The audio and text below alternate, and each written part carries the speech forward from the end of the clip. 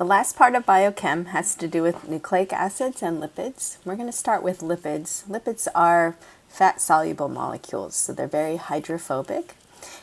So usually they have a long carbon chain or multiple carbon chains, like in these fatty esters. So you can see that usually, because they're so hydrophobic, there's a certain number of carbons that we're usually talking about. And it can vary from 12 to 16 to 18 to 20 carbons, maybe even 30 carbons linked together in these long chains, which we also call hydrophobic tails. Fatty acids are synthesized in the body, and they're synthesized biochemically.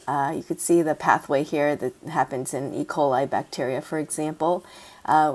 In fatty acid synthesis, usually starts with acetyl-CoA, and it's a molecule with 2 carbon chains, and that explains why the fatty acid chains are even numbered. Now, in biochemistry class, you're going to probably end up memorizing the names of the different fatty acids that you could have, so how many carbons there are in stearic acid, for example, or think of different fatty acids that have 18 carbons, so you have oleic acid, linoleic acid. You'll want to know which ones are saturated and which ones are unsaturated, which means they contain pi bonds. The presence of pi bonds, one pi bond or multiple pi bonds, we usually call this monounsaturated, diunsaturated, or polyunsaturated if there's several double bonds present. That will determine a lot of properties of the fatty acid. Is it solid at room temperature or liquid at room temperature is all based on the structure and whether those pi bonds are there. And something I have here is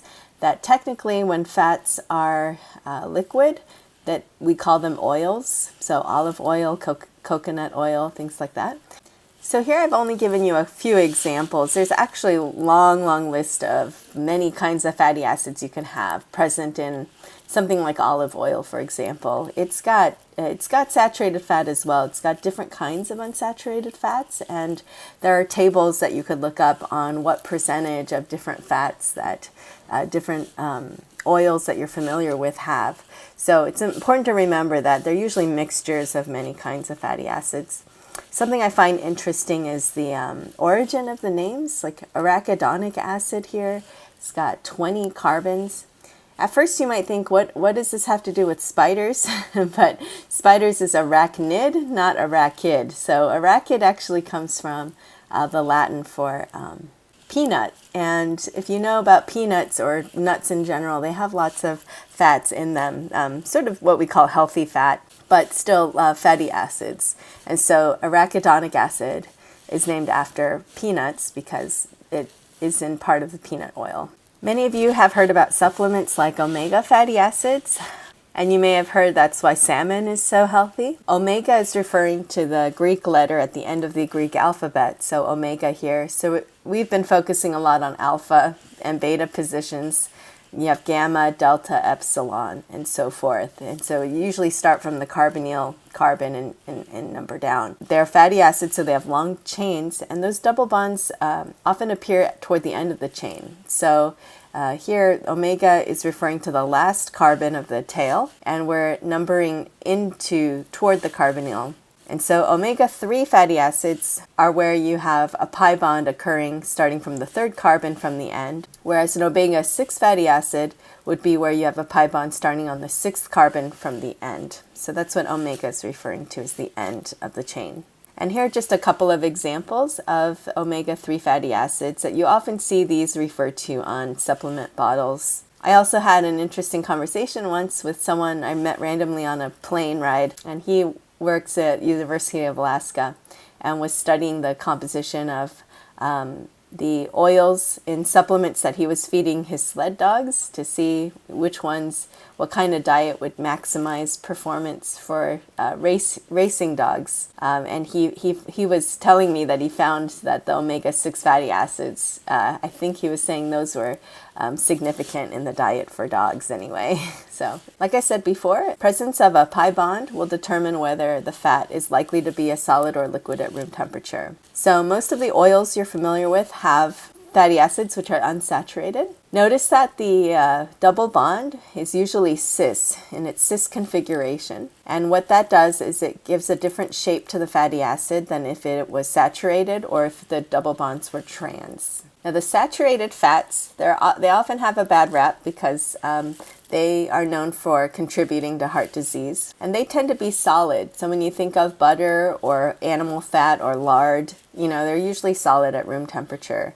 And that's associated with our feelings that they're probably not good for us health-wise. And the reason why they're solid at room temperature has a lot to do with the intermolecular forces, right? So we're saying that for solids, intermolecular forces are pretty strong.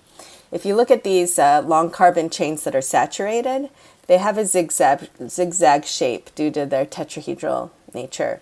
And so these are all sp3, right? And so when you have a zigzag, it's easier to stack zigzags together because even if they're off by one, they still stack okay, right? That's true for trans double bonds as well. So trans fats you would expect to be similar to the saturated fats because of the similar shape. When you have a cis alkene in a unsaturated fat or fatty acid, you create a kind of kink in that chain. So you end up with something like this. And that is not as easy to pack or orient. For example, sure, you could have two of them fit together like this, but if they're off by a little bit, they're mostly not going to be able to find that perfectly. Okay, so that's going to contribute to weaker intermolecular forces, not as efficient packing, and so that's going to result in a lower melting point and the likelihood that it will be a liquid at room temperature. Common misconception students have is that they think that the bonds are weaker. And if you say that, you're pretty much saying that the bonds in one of these molecules is weaker, and it's not. It's the intermolecular forces or the attractions between the molecules. That's what contributes to melting point, not the bonds themselves. Now, fatty acids, because they've got the long carbon chains we've been talking about, they're nonpolar or hydrophobic. So they're really good at dissolving oil or grease or dirt, things like that. But they have this fatty acid, carboxylic acid end. And if you can make that basic, so make the carboxylate, then it becomes even more polar. And so you have this very polar head group, and you have this very nonpolar tail group. And so how soap works is these will assemble into a kind of sphere where the polar parts are on the outside and the nonpolar tails are on the inside. This is a cross section where you take a sphere and you slice it so you can see the inside. And so the nonpolar tails attract each other. That's where the grease will get incorporated. And then you have these polar parts that are attracted to the solvent and can get washed away. So that's pretty much how soap works, is by those intermolecular forces between the tails with the grease and the dirt that you're trying to remove from clothing or from whatever. And then you have your solvent that the micelle will get washed away. So making soap is really fun then, because you can take the fatty acids, and the only difference is, the number of carbons in the chain can vary, but the carboxylic acid group of the fats, as long as you have a sufficient base, you could pull off that H, and then you could make this, and you make a sodium salt of this, which is a solid. It's like a bar of soap. Yeah, and you can do this at home with any kind of oil or even bacon grease if you wanted to, or animal fat, is how people used to make soap in the old days. And you just mix it with something called lye, L-Y-E. And lye is something you could buy at the store, but pretty much what it is like sodium or potassium hydroxide. It's a strong base. And that's often a lab that we do, like in Gen Chem 2, is because you're learning about organic chemistry a little bit and intermolecular forces and how they work. And just as a fun chemistry experiment you could do at home, you can easily buy this at the grocery store. So you could make a variety of soaps from, coconut oil or olive oil. That's called Castile soap, is olive oil, or even Crisco, or any kind of fat, really. And then you could add, your own essential oils to it, and just have fun, doing chemistry in your kitchen or at your house. And when you get a blood test, they often tell you about your triglyceride levels. And triglycerides are fatty acids that are linked together by a glycerol molecule. So this is a glycerol backbone, which is 3 carbons.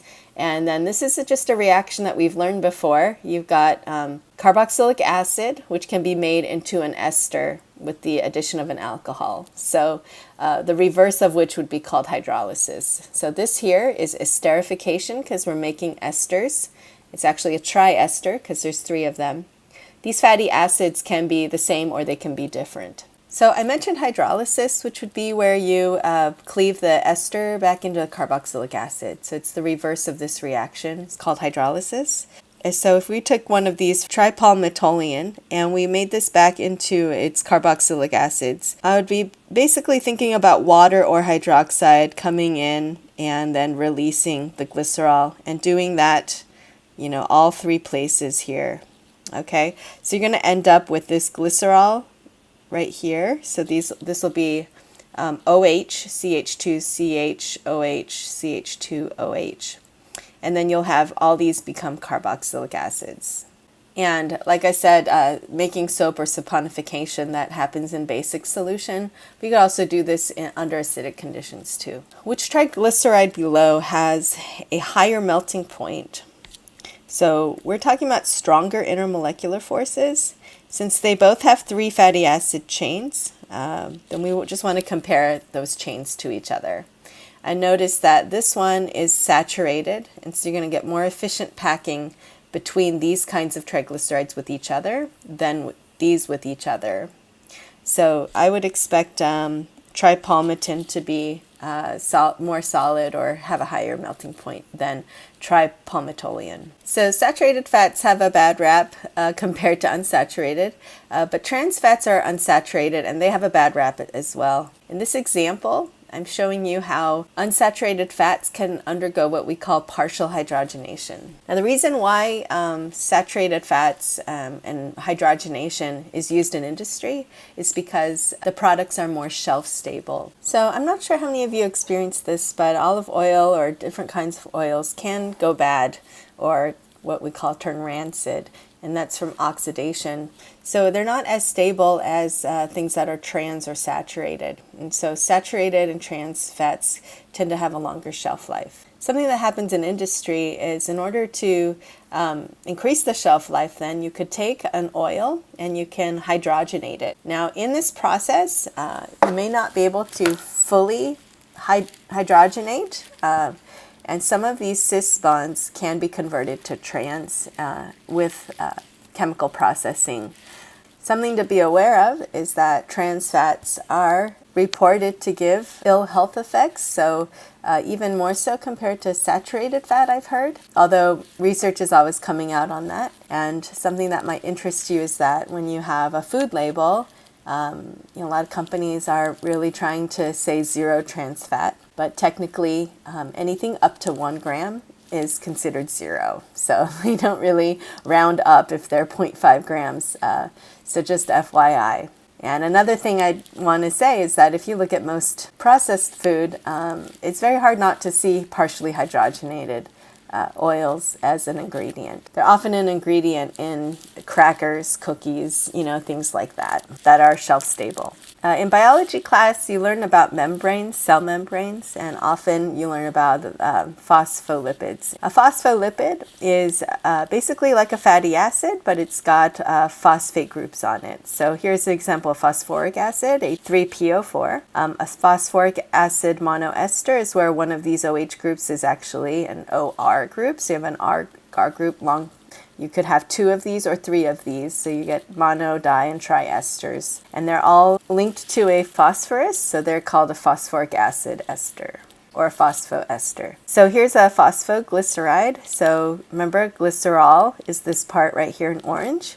And then the triglyceride are these chains, except one of them has been replaced with the phosphate group. And here's the neutral form, and here's the ionized form. And so which one you have depends on the pH of the solution. If the phosphoglyceride contains ethanolamine, which is a certain type of molecule here with an amino group and an alcohol group, you can use that alcohol group as a way to link to make the ester here, so phosphoester part right there. And another common ingredient in foods is lecithin. Lecithin's an emulsifier. That means it's used to bring polar and nonpolar together. So often when you're mixing things together, like fat and water, which is in a lot of food, usually want to have something that's has a good consistency, right? You don't want to eat something that has an oily layer and another layer. So in order to get everything sort of mixed together well, we use emulsifiers. If you think about it, a lot of recipes that have egg yolk, they contain lecithin. Lecithin's common in eggs and soy. That also makes it difficult if you're allergic to soy or eggs, that it's in so many foods. It's really hard to avoid unless you make everything from scratch. So this is an example of a type of lecithin you may see. As I mentioned, phospholipids are important in understanding cell lipid bilayers. Bilayers where you have two layers of fatty acids. And because that phospho part is so polar, you get these polar parts on the outside, and you have the long carbon chains pointing inward. These molecules here are cholesterol, actually. Turns out that high cholesterol is not good for you, but a regular amount of cholesterol is important because it lends to structure for your membranes. So cholesterol is a rigid molecule. It's also fat soluble, so that's why it's in here with the tails of the phospholipids. And the rigidity lends to structure, which is of course very important in membranes. Cholesterol is a type of steroid, by the way, and it's also classified as a lipid because it's very fat soluble. Cholesterol and many other steroids are classes of molecules that have this general ring structure, 4 rings, A, B, C, and D, where this D is actually cyclopentyl ring. And there's many carbons, which explains why they're fat soluble. Cholesterol has an interesting biosynthesis. Steroids can be made from a precursor called squalene, and squalene is sort of fun because you can see how it is actually a cyclization reaction. So, of course, in the body, all of this is done with enzymes, but you have this interesting epoxidation here on this end, or oxidation. And then with the enzyme, you could have this ring opening of the epoxide that generates a positive charge. From here, it's a very interesting cascade. As this reacts here to make a 6-membered ring, it would create a positive charge here, which this will promote this to come attack there. This will come attack here. This will come and attack there. So each time you're making a 6-membered ring, and then finally at the end you make a 5-membered ring. And so you could see how this eventually ends up as this amazing cyclic structure here. So the basic structure of which we call a steroid. This example down here is estrogen, or a type of estrogen called estradiol, because of the 2 OH groups. And notice that the synthetic version of that is used in birth control pills, which are often a mixture of estradiol with progesterone. And notice that the structure is very similar with the addition of this alkene, actually, which is really interesting. But notice that the stereochemistry, it's got to be really similar because the enzymes are chiral, and so they recognize certain shapes. So we have to make sure that certain aspects of this molecule that will behave in the body are this very similar stereoisomers. A couple of other interesting things. Maybe some of you might be familiar with antifungal creams, like athlete's foot is a common fungus. Now up in this corner, showing you a structure of cholesterol. And fungi, sounds funny to say that, fungi have this molecule instead of cholesterol called ergosterol. But notice it's similar structure to cholesterol, and it has the same function as cholesterol. Triazole is one of many kinds of molecules in antifungal creams. And what it does is it targets the ergosterol. And when it does that, it causes the membranes in fungi to leak. And so that's eventually going to result in the funguses dying off. So sort of a funny story about antifungal creams in my life. When I adopted my cat, she had scratched her face so much that she was bleeding. And so I took her to the vet, and they said, oh, well, your cat's probably allergic to something. So I tried all these different foods. I tried as many different things as I could to figure out what it was, but she wasn't stopping. So then I woke up a few days later, and I realized I had a rash on my arm. It was sort of a scary-looking raised ring-like rash on my arm. And I thought, wow, maybe I have a weird parasite or worms or something. What's happening here? So as I did some research on it, I thought, oh, you know what? I probably got this from my cat, and maybe she has ringworm. First, I went to the urgent care and showed the doctor my arm, and I said, it's probably ringworm, right? And he had to leave and come back with a book and said, yes, that's ringworm. And look at this picture here in this medical book. So he didn't know much about ringworm either, but it looked just like the picture in the book. And so then I went home and I realized my cat had ringworm and I got it from her. So once I treated her with an antifungal cream, then her symptoms went away as well. So that's how I figured it out. And I also learned ringworm is not a parasite, it's actually fungus, right? Interesting, right? Now, another story about my cat is that she has so many medical problems. One of her issues is that she has asthma, and maybe some of you might have asthma also. And so it causes inflammation in her lungs and leads to a lot of coughing. So one thing that I need to do often is to give her a corticosteroid to reduce that inflammation. Now, when the inflammation gets out of control, she has to go with a stronger anti-inflammatory drug. And this is an example of the one that I had to give her. She had to have prednisone or prednisolone. Now, unfortunately, at the high doses that she took, and prednisone is known for causing a lot of side effects that are unwanted. Many cancer patients, for example, have to take prednisone. One of the side effects that she had was that it caused her to get diabetes. But luckily we caught it early on enough that we could stop the prednisone, and then she was able to reverse diabetes, which was pretty amazing. So, but just, it just goes to show that when you treat one thing with something else, that other thing can cause problems as well.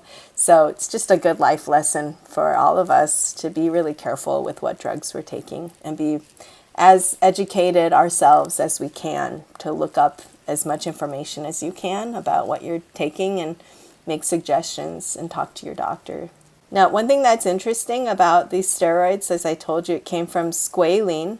And squalene is an example of a class of molecules called terpenes. Terpenes have this isoprenoid structure here. So terpenes are chains that are from isoprene units linking together. An example of an isoprene that's polymerized is rubber. How the polymerization generally works is you have this sort of head unit here with the isopropyl group here, sort of, or these geminal dimethyl groups. And this part is considered the, quote, head. So I sort of think of like a horse, here's the horse's head and its mane, and here's its body. And so there's the tail end and the head end of it. So, if the eyeball was right here. So I don't know, not a very good drawing, but anyway, so this is the head and that's the tail end. So generally they're linked head to tail, so you could see that these are two isoprene units. First, you can just count 5 carbons each, and then you could see how this is the head unit and here's the tail. So you look for another head unit, and then here's the tail of that one. One thing that's interesting about terpenes is that they're often the flavor components in many natural products. For example, limonene, which is essential oil in the essential oil of many citrus fruits. It gives that distinct lemon smell. And being in Washington State now with marijuana everywhere, turns out that some of the crazy names they give marijuana is based on the terpenes or the flavor components that can sometimes be present. I wrote down some funny names, for example, like pineapple train wreck or sour diesel. These are different strains or different types of cannabis you can buy, that certain flavor compounds are terpenes that give rise to these flavors. So one thing that you can do to identify if something is a terpene is to see if you can identify the isoprene units. And they usually occur from a head to a tail connection. So like here's a head, here's a tail. And then you could separate that isoprene from this isoprene. And this tail of one and the head of another connect. So there are some different ways you can do that. So let's take camphor, for example. I went ahead and made 2 copies because there's 2 different ways you could do this. First, you look for the methyl groups that are together, geminal dimethyl groups, and then you could have a head there. And then when you follow it down, you could have a tail there, but notice the tail ends out here. So it's better not to do that. It's probably better to do this and then go either in the back or toward the right here. So either toward the left or to the right. If I go to the left, I end up with another head unit here. So that's tail to head. So good.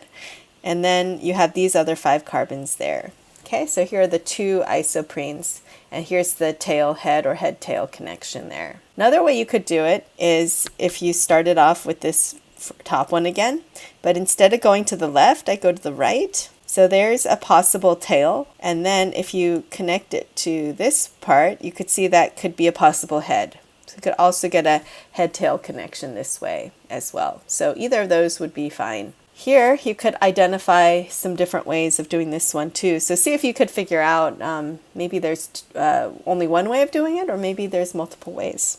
So here I'm seeing the head, and I could go up for the tail and do another head this way. Another possibility is that I maybe go down instead of going up and do that. And so here's the tail, and then I could do a head over here. All right. So there's 2 ways to do that one. That's menthol, by the way. And so I'll leave these up to you guys. See if you can figure out where the heads and tails are. So for this one, I see a head here and going to that tail. And then this could be the head of another one going to this tail. All right. And for this last one, carvone, which is the component of either spearmint. One enantiomer of this is spearmint. The other enantiomer of this is in caraway seed or rye. And it's chiral right here at this carbon, by the way. So here's the head right here, and then I could go down, and here's the tail, and here's the head of the next one. Okay, let's see if there's another way to do it. If I went here instead, so there's the tail, and then here's the head of another one. Now you might ask, are they the same, like the different ways that you do this? How do we know what's correct? And I guess I would say that, when these molecules are synthesized, usually in plants, that you'd have to study the pathway to figure out which way they're connected. So you'd have to know more information, but for now we're just trying to identify whether this should be classified as a terpene and where those isoprene units are. And this question gets at whether these are possibly terpenes or not. So obviously if you can find the isoprenoid units, then it's likely to be a terpene. So go through each one of these. Let's do one as an example. For this first one, 1, 2, 3, 4, 5. Being a chain, it's easier to deal with, right? There's the head of the next one. So yeah, that one looks fine because the carbon units are linked tail to head here. And there's 10 carbons. It's a multiple of 5. So I know there's 2 isoprene units. Okay, so for these, doing that the same way. So this one would be no. And then for the next one, 1, 2, 3, 4, 1, 2, 3, 4, 5, it also has too many, so no. And here, 1, 2, 3, 4, 5, 1, 2, 3. This one would need to be a carbon in order to count as a head group. So 1, 2, 3, 4, 5. So the branching's not right. And if it was right, this would have too many carbons anyway. So it's 5 carbons, but the branching's not right. So this is also no. Sorry, my pencil's running out of juice, so it's hard to write. Okay, prostaglandins are a class of molecules which are also lipophilic or hydrophobic. So they have lots of carbons in them, and they're used mainly to regulate a variety of biological functions, but they're mainly known as inflammatory molecules. So they're what causes the inflammatory response. And we know that as, for example, like headaches or pain in general. Now, it's important that we sense pain because obviously that tells us that something's wrong. But at the same time, if it's too unbearable, it's very uncomfortable, then you might want to reduce that pain. How painkillers often work is to block the formation of these molecules, which then cause the inflammatory response. And one way they do that is to inhibit these COX-1 or COX-2 enzymes that would make the prostaglandins. And you can see that these prostaglandins are made from arachidonic acid. So it would be to block this process. Now, often for things like rashes or for asthma or chronic diseases, people take corticosteroids to reduce the effect of that. So again, here's prednisone, which we saw before, and cortisone. And many people have experience with cortisone, like hydrocortisone cream. So if you had a rash, for example, you could use hydrocortisone cream on it potentially. And so that helps to reduce that inflammation and swelling and redness. This is not to be confused with cortisol, which is an alcohol right here. And cortisol is known for as a stress hormone. So that high levels of cortisol is not good, but that's a different molecule. Often we're familiar with these anti-inflammatory drugs, also called NSAIDs or NSAIDs.